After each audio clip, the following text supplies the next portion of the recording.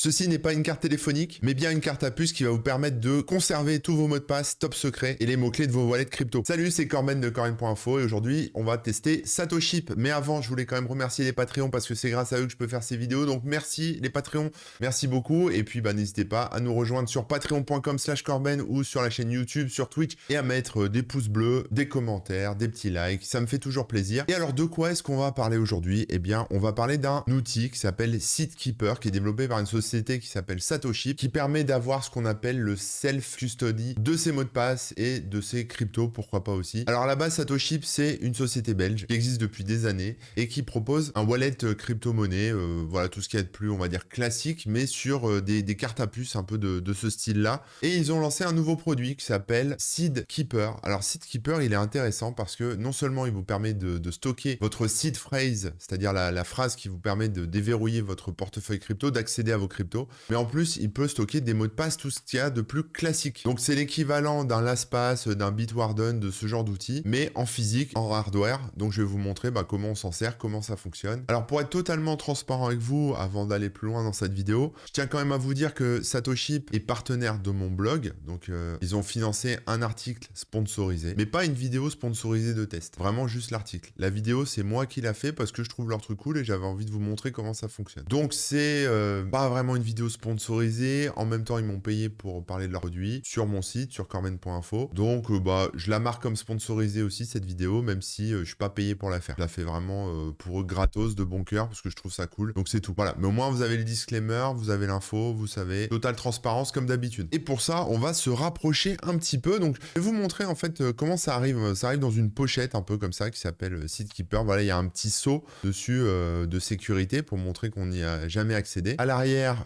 voilà, la petite notice, les petites explications. Et quand vous l'ouvrez, ça donne ça. C'est tout simple, hein, il y a la carte à l'intérieur. Un petit QR code pour télécharger l'application qui est disponible en desktop sous Linux, Windows, macOS et en mobile sur iOS, Android. Et si on la regarde un petit peu plus près, voilà, c'est vraiment une carte à puce, tout ce qu'il y a de plus classique. Sauf que l'avantage de cette carte à puce, c'est qu'elle est NFC. Donc vous n'avez pas besoin d'un lecteur comme celui-ci. Alors vous pouvez l'utiliser avec un lecteur de carte à puce comme celui-ci, voilà, que Satoship propose, mais c'est compatible tout type de lecteur de carte à puce. Je sais que nos amis belges en ont chez eux de base parce que ça fait partie de leurs process gouvernementaux d'avoir des cartes à puce, chose qu'on n'a pas ici en France. Mais voilà, et il n'y a pas besoin d'avoir ce genre de lecteur. Je vais quand même le mettre dedans pour le kiff, mais voilà, pas besoin d'avoir ce genre de lecteur puisque elle est totalement NFC, comme on le voit avec le petit logo ici au-dessus de la puce, voilà. Et l'arrière, rien de spécial, c'est Seedkeeper qui est affiché là. Maintenant, c'est quoi cette carte exactement? Eh bien, c'est une carte à puce qui est donc vendue 25 € par Satoship,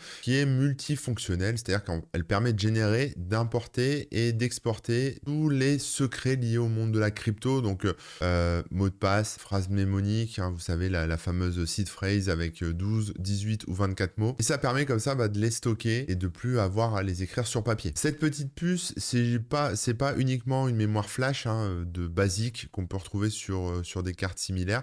C'est vraiment une puce avec un coprocesseur et une mémoire inviolable. Donc c'est développé spécifiquement pour ça. L'accès à la mémoire de la puce est protégé par un code PIN. Alors quand je dis code PIN, c'est pas 1, 2, 3, 4. Hein, c'est un vrai mot de passe que vous pouvez mettre devant avec des lettres, des chiffres, etc. Et vous pouvez stocker dedans, ça dépend de la longueur de vos mots de passe, mais environ une centaine de secrets. Tout est labellisé, tout est sécurisé. Le truc qu'il faut savoir avec ce genre de carte, c'est que ça reste à l'intérieur de la carte. C'est-à-dire que ce n'est pas ni stocké sur votre téléphone, ni stocké en ligne. Donc si vous perdez votre carte Seedkeeper, vous l'avez dans l'os. Le truc donc pour que ça ne vous arrive pas, c'est de cloner la carte tout simplement, d'en faire des copies. Donc vous pouvez avoir une Seedkeeper dans votre portefeuille, une Seedkeeper chez vous ou à d'autres endroits. Comme ça, si ça brûle chez vous, si vous faites voler votre portefeuille, si vous perdez votre carte, c'est pas grave, vous en avez une copie. Mais c'est quand même quelque chose qui est très personnel dans le sens où les backups, c'est vous qui devez les gérer, c'est très important. Vous ne pouvez pas vous reposer sur quelqu'un d'autre. C'est totalement non custodial comme on dit. Il y a également un dispositif de sécurité qui fait que la carte carte peut être bloquée après plusieurs tentatives incorrectes de code PIN. Donc si vous rentrez plusieurs fois le mot de passe et que c'est faux, elle va être automatiquement invalidée. Donc il faudra la réinitialiser et vous perdrez tout ce qu'il y a dessus. Donc ça c'est pratique pour éviter tout ce qui est brute force, les gens qui testeraient d'éventuels mots de passe, etc.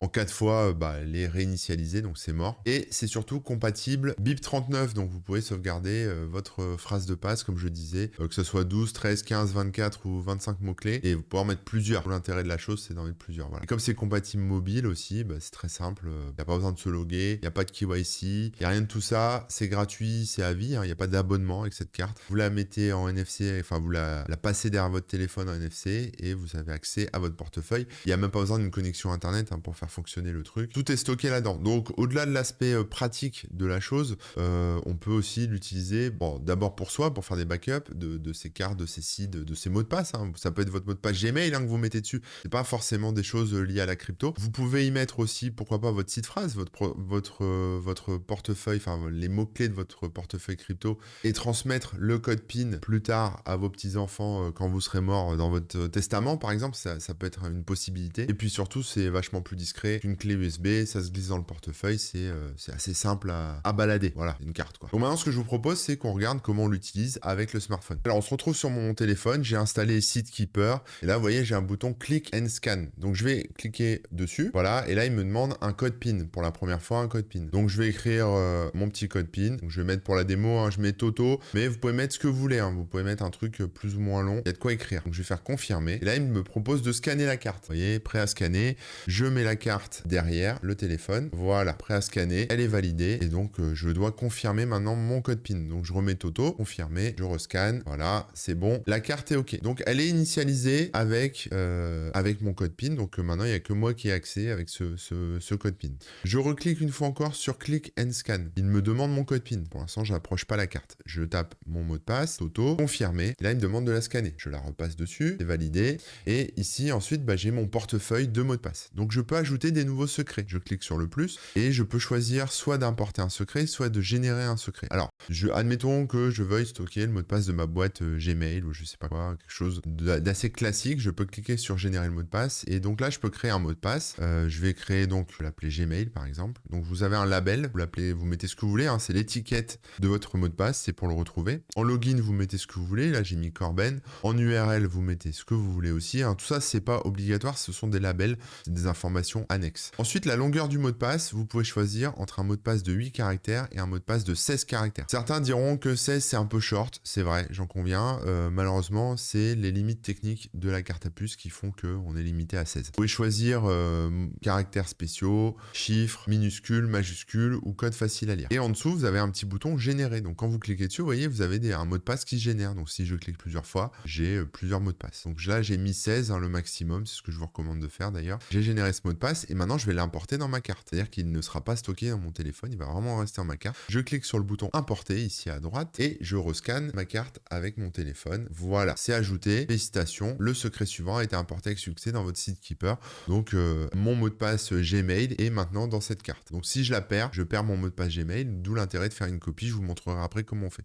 Je vais sur Gmail dans la liste des secrets que j'ai. Évidemment, je ne le vois pas. Dans l'application, il n'est pas enregistré. Donc, si je le supprime, je peux le supprimer de la carte si j'ai envie, ou je peux le révéler. Le révéler, c'est simple. Je clique sur révéler, je scanne la carte avec mon téléphone et mon mot de passe s'affiche en clair. Je peux l'avoir, je peux le transformer en QR code si j'ai envie. Je peux le copier pour le coller ensuite, etc., etc. Donc voilà, c'est vraiment très basique sur la partie soft, mais c'est diablement efficace. On a tout ce qu'il faut, on a accès à son mot de passe. Donc ça, c'est comment on crée un mot de passe classique. Si je refais plus et je veux générer un autre secret qui est une phrase mnémonique, donc là, c'est pour, je sais pas, par exemple, mon wallet crypto, je vais choisir entre 12 et 24 mots, donc prenons 24 mots, je peux décrire le wallet, on va dire c'est le wallet qui est de couleur bleue, je mets ce que je veux, c'est pas grave, et là, même principe, je fais générer et j'ai 24 mots qui sont affichés automatiquement. Je peux pas les modifier, c'est vraiment le générateur qui est là. Pour les modifier, on verra après. Je remets ma carte, c'est enregistré dans ma carte, et puis c'est tout. Maintenant, si je clique ici, plus je rajoute un secret, je peux importer des secrets. Et là, ça devient intéressant aussi parce que vous pouvez écrire des mots de passe que vous avez déjà, des phrases mnémoniques que vous avez déjà, ou des descripteurs ou des données libres. Les descripteurs, c'est des champs libres pour décrire des specs portefeuille, donc vous mettez un peu ce que vous voulez dedans. Je vous montre un descripteur. Les données libres, pareil, vous mettez ce que vous voulez dedans. hein. Et mnémonique, bah là, vous pouvez rentrer vos mots de clé crypto, votre seed phrase, la clé de votre portefeuille Bitcoin, vous mettez ce que vous voulez. Donc là, par exemple, si j'ai dit, moi, c'est chien, chat, bateau, voilà, il va pas me la prendre parce qu'il va me dire que c'est pas compatible. En tout cas, on va voir. Voilà, le champ étiquette est requis. On va mettre un label. Et le format de la phrase est incorrect. Il faudrait vraiment que je mette 12 mots, quoi. Et ce sont les 12 mots BIP 39 hein, que vous connaissez. Donc, chien, chat, bateau, ça passera pas, hein, vous le savez. Notez donc, il y a un truc que j'ai pas spécifié, c'est que la puce est sécurisée EAL6. Ça veut dire quoi, sécurisée EAL6? C'est une certification, en fait, qui signifie que la puce a passé des tests très stricts de sécurité. Donc, c'est vraiment un coffre-fort blindé. Elle a été vraiment conçue pour protéger des données sensibles. C'est pas juste une puce que vous pouvez lire comme ça et sortir les infos très facilement. Donc c'est hyper sécurisé. C'est ça qui en fait un produit très cool. Voilà, maintenant, une fois qu'on a mis nos secrets, qu'on a nos mots de passe, qu'on a tout ce qu'il faut, si vous allez dans les 3 petits points ici en haut à droite, vous avez des informations sur la carte. On pourrait lui mettre une étiquette. Vous voyez le nombre de secrets qui vous reste. Vous pouvez voir la mémoire qui lui reste. Elle a une clé d'authentification. On peut en afficher les logs. Bon voilà, des petites infos, des petits détails. On peut faire une sauvegarde. Ça surtout c'est intéressant. C'est que vous pouvez sauvegarder votre SeedKeeper. Donc il y a un petit assistant qui va en fait permettre de copier-coller quelque part le code, enfin le contenu de cette carte dans une autre carte. Voilà, c'est ce que je disais. Donc on remet son code, on scanne sa carte source. Voilà, faut la rescanner. Il exporte les secrets. Voilà, carte scannée avec succès. Il me dit que j'ai 2 secrets dans cette carte à sauvegarder et je peux faire la sauvegarde. Donc maintenant je peux prendre ma carte de sauvegarde qui est une nouvelle carte et mettre dedans mes datas. Voilà, donc là je l'ai envoyé sur une nouvelle carte. Donc ça c'est très cool. Ça permet très facilement comme ça de dupliquer sa carte. Voilà, on l'a fait ensemble, c'est